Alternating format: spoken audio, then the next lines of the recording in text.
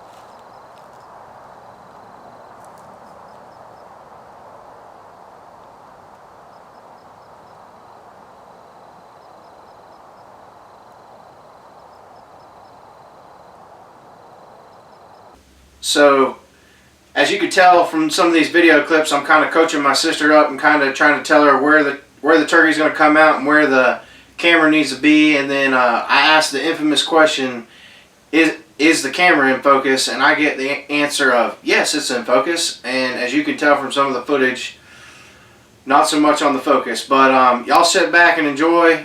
It's fixing to get a little crazy. You're going to see some pretty good turkey action and some funny stuff at the end. So y'all sit back and enjoy.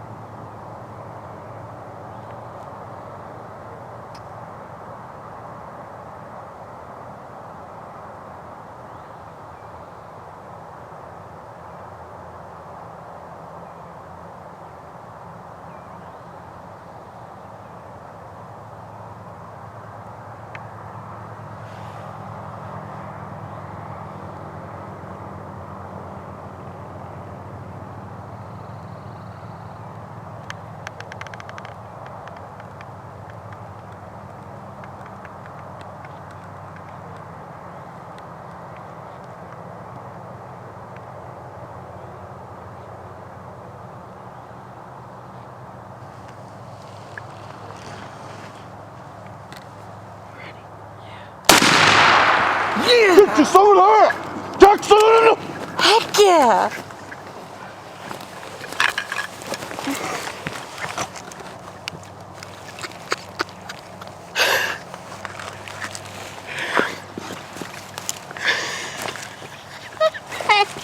Way to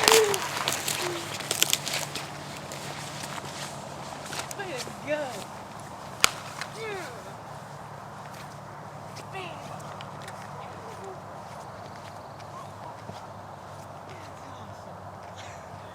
Okay, listen. The camera fell off the tripod, so I'm holding it up with one finger. Video footage there, we got kind of excited. So that's the first time my sister has ever seen a wild turkey harvested.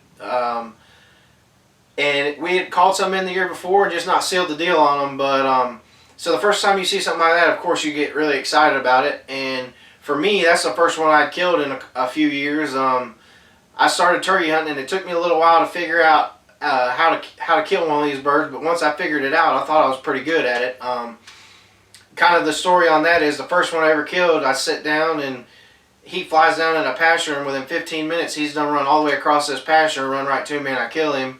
And how it was set up back then in Florida, you couldn't kill two in the same day. It had to be, it was only one per day. So I had to go back to camp. But at the end of the day, I went around to make sure all the gates were shut. And at the main gate, I run into a long beard with about 10 hens. And I watched them fly up for the night. And I had a pretty good idea of where they were headed the next morning. And I kind of cut around and got in front of them the next morning and sat down, and 15 or 20 minutes, sure enough, they read the script, and here they are. And I was tagged out after about 30 or 40 minutes of elapsed hunting time. It took me 2 days, but that was the only way to do it legally. I kind of joked with some people, that's probably the quickest anybody's ever tagged out in the state of Florida at that time, because you had to hunt 2 days. So I probably didn't hunt 30 or 40 minutes, like I said. But so after something like that happens, you kind of get, kind of cocky and a big head about it, like, I'm a pretty good turkey hunter. But the next few years didn't go so swell. And I also took some of my family and friends out, because as they got to see how much I enjoyed turkey hunting and how much fun I had doing it, they also wanted to go. But since I had kind of figured it out and none of them had ever been, and I'd been, I learned how to call and things like that, and I was the person that knew how to call, I was taking them.